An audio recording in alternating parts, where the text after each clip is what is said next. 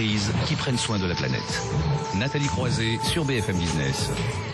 C'est la deuxième demi-heure de Green Business sur BFM Business et je vais pousser un cocorico. Et oui, on a eu tout récemment un concours international, le Clean Tech Open International. Donc on a déjà parlé dans Green Business. Eh bien, une start-up a fini deuxième, une start-up française. Donc on va la mettre à l'honneur. Il s'agit de SP3H et donc on a donc évidemment son président avec nous, Alain Lunati. Bonjour. Bonsoir. Et puis en face de vous, Pierre Nouguet.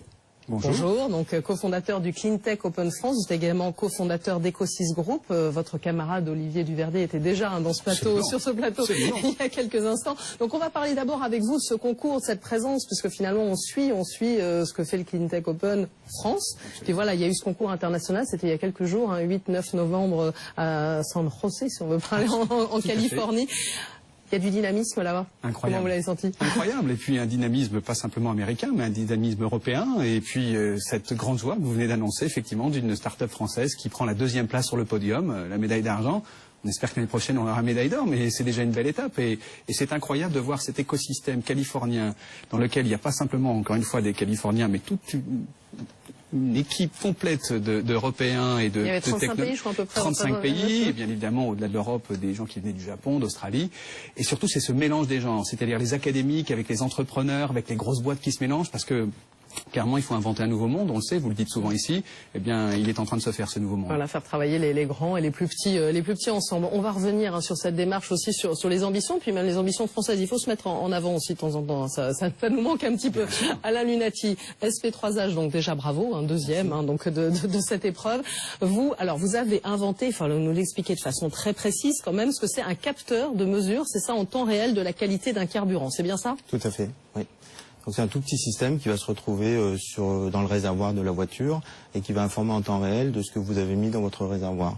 Et si vous faites ça, vous pouvez réduire la consommation, les émissions de CO2 et les émissions polluantes des moteurs d'aujourd'hui et des demain. L'avantage, c'est une petite technologie optique qui a coûté 8 millions d'euros à être développée, mais qui fonctionne sur la totalité des carburants que vous avez, essence, diesel, flex fuel, futurs carburants.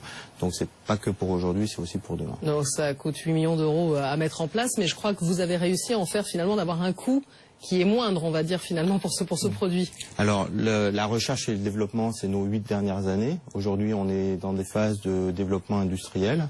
Donc, clairement, le Clean Tech Open était une formidable accélération et avancée.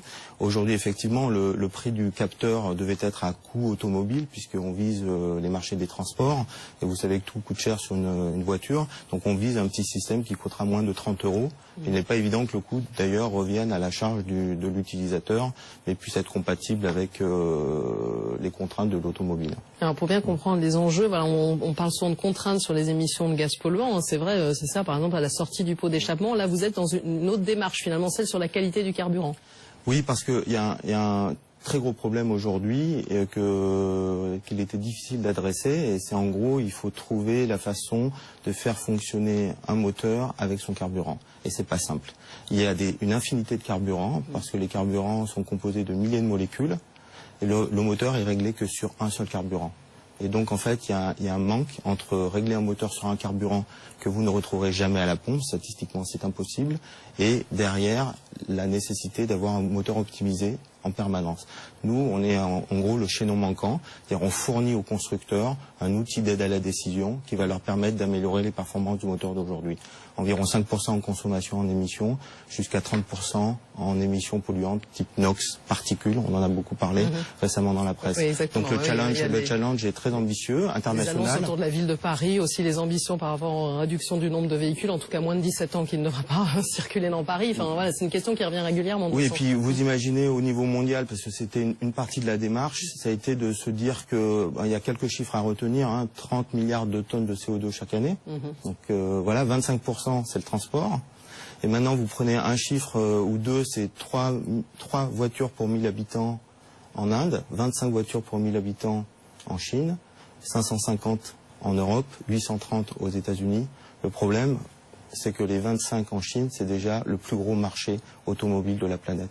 On est obligé de travailler à améliorer l'efficacité énergétique des moteurs d'aujourd'hui et de demain. On sait que dans les projections, il y aura encore 50% de voitures équipées de moteurs thermiques en 2050.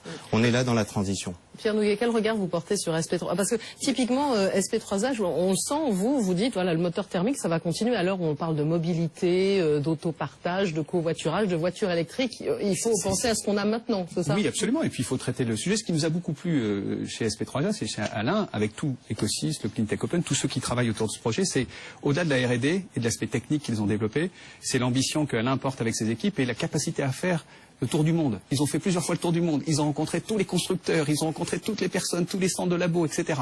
Et derrière ça, c'est ce qu'on veut soutenir, c'est cette ambition française, c'est-à-dire que des ingénieurs, des technologies françaises soient également ambitieuses en termes commerciaux, qu'elles aient envie d'aller tailler les nouvelles routes de croissance, et que derrière, il faut que tout l'écosystème français et même l'écosystème européen se mettent derrière. Parce que Alain parle de la technologie automobile, mais derrière, il y a aussi l'aviation, il y a aussi d'autres secteurs, c'est-à-dire que cette capacité à lire avec ces capteurs optiques et ces éléments, ce style de matériaux, fait que ça peut s'extrapoler. Et nous, on dit, si on veut construire des PME qui deviennent des ETI, il faut qu'on embraye cet écosystème de manière forte. Et c'est ce qui a fait que le Cleantech Open a voulu soutenir la démarche. Et je crois qu'on a bien fait. Parce que derrière, tous ceux qui faisaient le jugement au niveau international se sont dit « Waouh, c'est la big picture, c'est quelque chose qui peut se développer et c'est ça qui est formidable. » Et alors donc au départ, vous avez parlé aussi de besoins d'argent, besoins financiers. Vous avez fait une levée de fonds, hein, c'est ça, de plus de 2 millions d'euros. Vous avez fait plusieurs. En tout cas, il y en a une récente de 2 millions. On a levé 6,2 millions d'euros sur 5-6 ans. Privé, institutionnel, mais aussi on a eu tout le support qu'on peut avoir en tant que jeune entreprise innovante, crédit d'impôt recherche. C'est très très important. Au niveau régional et national, on est soutenu. On ne peut pas fonctionner aujourd'hui sans soutien de votre pays ou de l'Europe qui se fédèrent. Quand on est aux États-Unis, on voit qu'il y a des programmes pour améliorer les camions de 100 millions de dollars pour 3 constructeurs. Donc on se rend bien compte quand on est confronté à la stratégie mondiale, que c'est une véritable guerre industrielle qui se noue. On a besoin de l'ensemble des forces et nous on les a eues, on est pour cela exemplaire. Et de l'autre côté, la partie Cleantech, ça nous a séduit parce que on n'a pas le temps de réinventer la roue. Il faut aller vite, on est une start-up, on manque de moyens, en tout cas on a déjà mis en place des moyens colossaux. Il faut qu'on trouve des personnes... Vous avez été lancé en 2005, c'est ça? Oui, donc le temps de faire de la recherche, aussi d'y arriver. Oui, la phase, ça sera l'année prochaine, vraiment, vous pensez passer un peu au concret? Alors on est en phase de prototype industriel, mais on a une innovation ouverte, c'est-à-dire qu'on travaille avec des grands industriels qui vont fabriquer le capteur à notre place. Donc on a un vrai bureau d'ingénierie et d'études, 12 brevets à l'international. Et l'idée c'est de se dire, pour pouvoir aller vite, il faut trouver les gens qui ont déjà des moyens pour pouvoir en fait accélérer votre développement. Alors on parlait justement de statut jeune entreprise innovante, aussi le crédit impôt recherche. Dans le rapport gallois, on dit qu'il faut vraiment maintenir, avoir de la stabilité. Comment vous réagissez aussi à toutes ces questions qu'on soulève encore autour de la compétitivité, des enjeux du soutien aussi aux entreprises? C'est stratégique d'avoir en fait une fédération de tout l'ensemble des acteurs de la filière d'innovation en France.